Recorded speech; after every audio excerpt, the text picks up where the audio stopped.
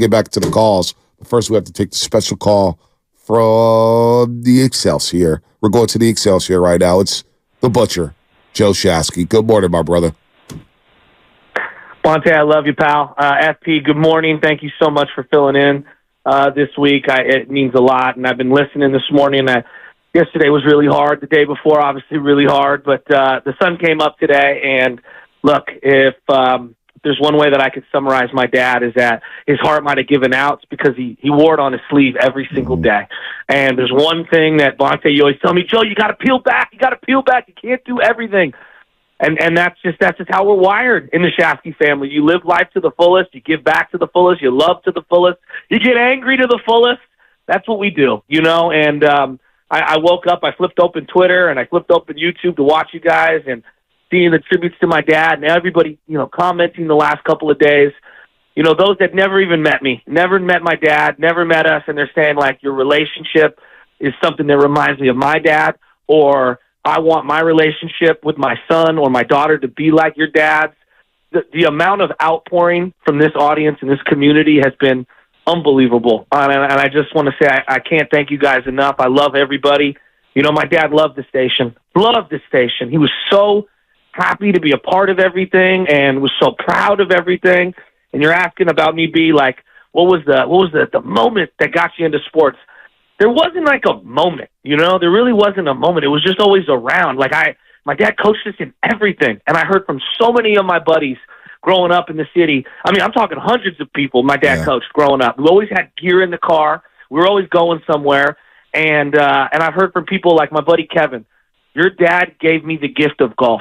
He gave me golf clubs. Now I love golf for life. It's one of my favorite things, and your dad is the one who got me into that. I heard from my buddy Marty Hagney. We used to battle St. Cecilia's every year. Marty was a great ball player, and he had a ratty glove. His dad was from Ireland. His dad didn't know any better.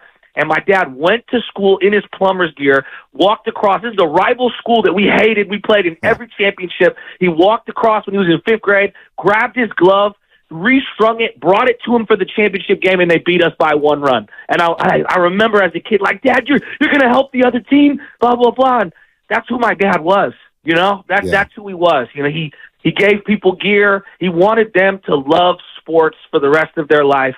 And that's the gift that he gave me, is that I pass that on, and I try to do the exact same thing. And I'm forever grateful. And I mean this. I mean this. Today I woke up and I had this epiphany. I'm like, my dad wanted us to be happy and to live life to the fullest. And B, he was so proud of you. I mean, he didn't know you growing up. And just like he did with everybody, Will Grove, Reggie Milligan, you know, Kyle Haig, no matter who it was, and my buddies, Anthony LaRocca, you become family in our house. That's what we do. We just take you in, and you're a part of the family. My dad would watch you on television, and he would listen every single day, and he loved you like a son. And God, he was so proud of you. I mean, it's so proud of you. And I was thinking back to all the different things that 95.7 The Game has allowed us to do, and how blessed we are, and how happy we, you know, that trip to L.A., I mean, to go down there with my dad, you know, you were talking about that mafia breakfast, the flight out to Philadelphia.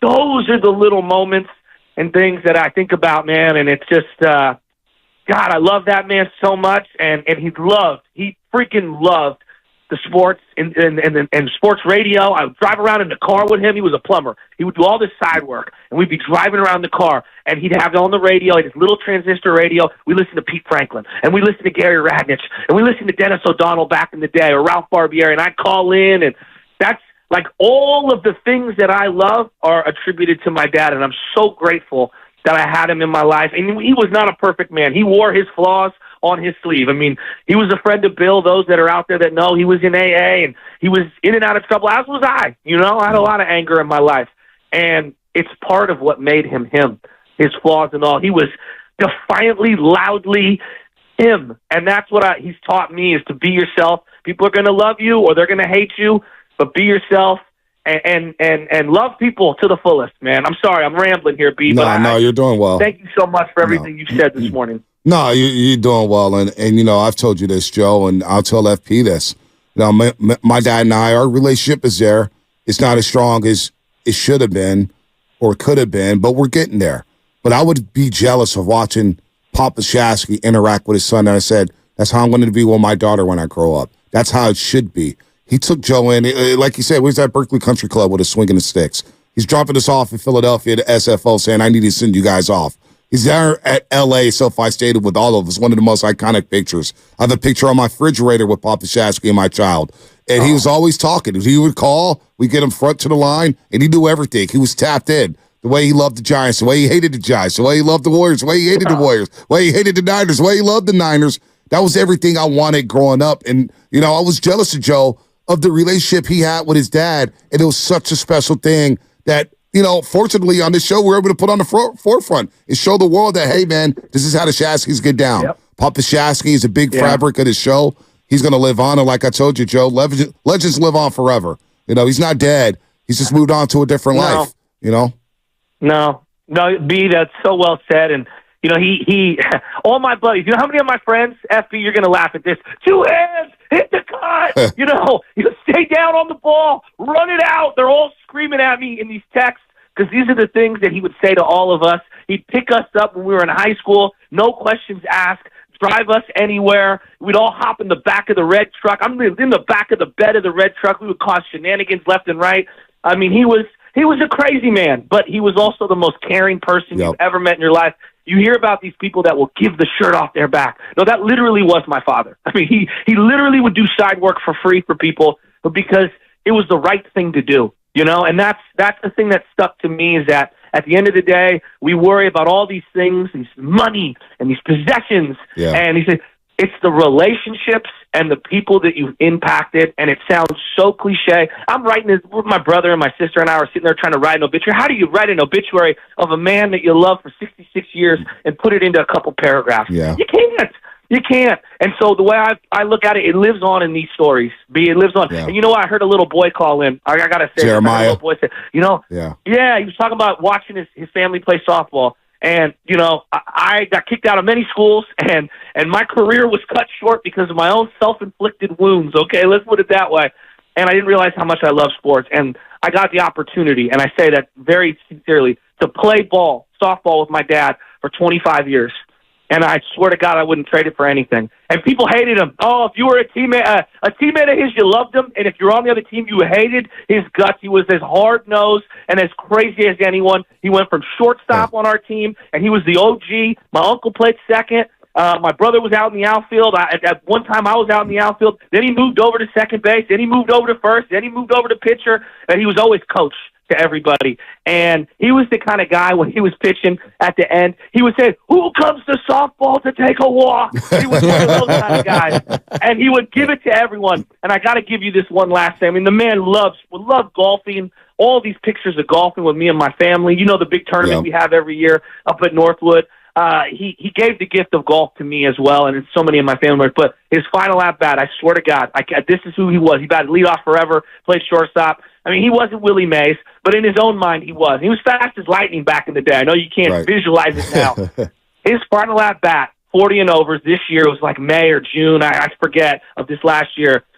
We had a guy on second base. We're down 1 run. It's the bottom of the 6th or 7th inning. It's the final inning, and he fouled one off down the line, and he fell down. He looked like a doddering old man, and my dad had so much pride. He wore the jeans and the same Willie Mays jersey and number 24 every freaking time, and there's just an OG image in my head of him. They brought the outfield in, and oh, my God, you would have thought that someone disrespected his entire family. He ripped the line drive over at Jackson Park over everybody's head, ran around the bases, slid into home, a walk-off game-winning swing was his final swing and saw him. I swear to God, that is the honest-to-God truth. The last time I got to golf with him was the 95-7 The Game golf tournament. Berkeley Country Club. I mean, it's just, it's just a lot, man. And my dad he lives on in all these stories and in how I view things, and I appreciate every single person for letting me give you a glimpse into our family on a daily basis. I freaking love everybody out there. I can't thank you enough for all the kind wishes. my dad would spark up a conversation with a straight-up stranger. I mean, just anybody. Anybody. Hey, Dad, put down the Facebook Live in L.A. Facebook Live, you're going to get us all in trouble, Pops. Oh, my God. He got in trouble because he was talking to some ladies, and my mom goes, who the hell are those women? Yeah, who are those Ram fan women? I was like, Papa Shasky, let's go this way, buddy. oh, my God. But no, and this is the way I would say it is, I just thank you to everybody. I know that this is entertainment that we're doing on the radio, but it's deeper than that. This is what our family is. And I always tell people the way I talk on the radio, the way we talk about sports, you and me being the reason why we're so connected, because this is how my conversations with my dad and my brother have gone my whole life. And it's trying to be a reflection of that. And so every single day, I'm telling you, if you're out there, tell your family you love them, hug them, live life to the fullest. Don't stay home. Go out and root him on. He was at every game of everything I ever did. He got banished to the bushes with the binoculars. He'd be screaming and yelling from the sidelines.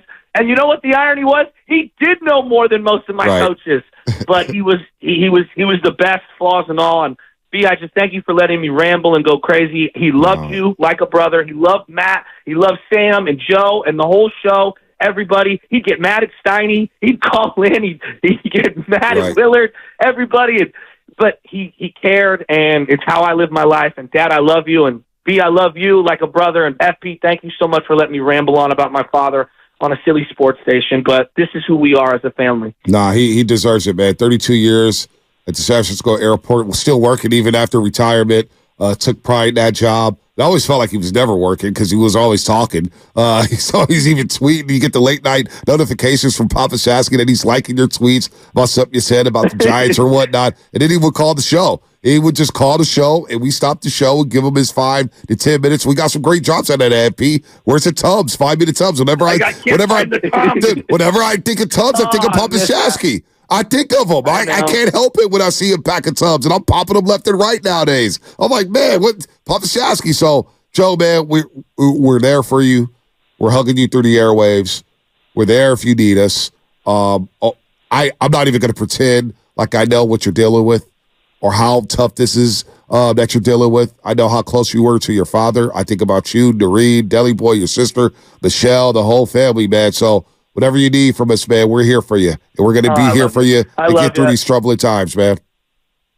I love you, B. And you know what I say to all the fathers out there and anybody who's got a father in their life, like all the petty stuff that you think about is so inconsequential.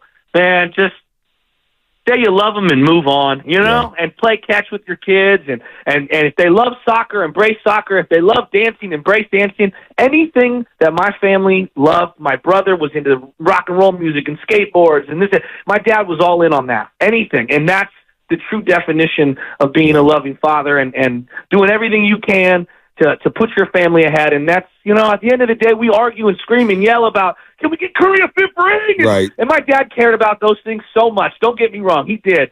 But really, it's so silly in the grand scheme of things. I mean, it really is. And I'll give you one last thing. So I went in, and he got a chance to kind of like wake up, if you will, and he was delusional. He didn't know if he was coming or going. I spent a couple hours with him last week, and he kept saying, don't trade Kuminga. I mean, he was delusional, saying he's going to break my fingers. But he kept saying, don't trade Kuminga. And I'm telling you now, don't trade Kuminga. How did he know Kuminga was hooping? How did he know he was hooping? That's incredible. My dad loves Kuminga. Yeah. My dad loves Kuminga. And I'll give you one last one. After you, this will make you smile. My buddy Matt Murphy said, I will never forget when your dad came in after watching a week of Aaron Rowan and said, it looks like he's sitting on the toilet swinging a sword from the Renaissance days. What is this man doing? Now, visualize the Aaron Rowan stance sitting on a toilet swinging a sword that's 6 feet tall. That's what it looked like when that guy was swinging. I'm telling you, hit your cuts. All right, everybody. Stay down on those ground balls. Run everything out. Live life to the fullest. That's what Papa Shasky will want you to do. Dad, I love you. Bonte, I love you. FP, thank you.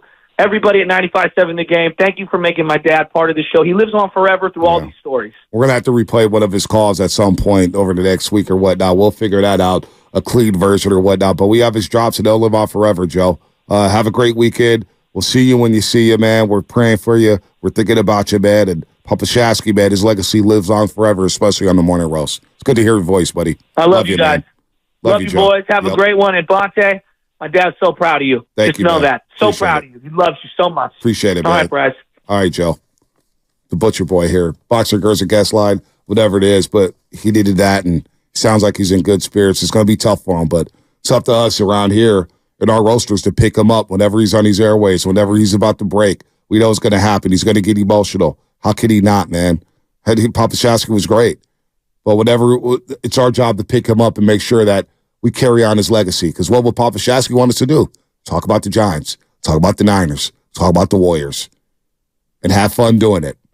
So we're going to pick up Butcher as much as we can here forever and forever and forever, man, because I know it's tough. It's well said by Shasky.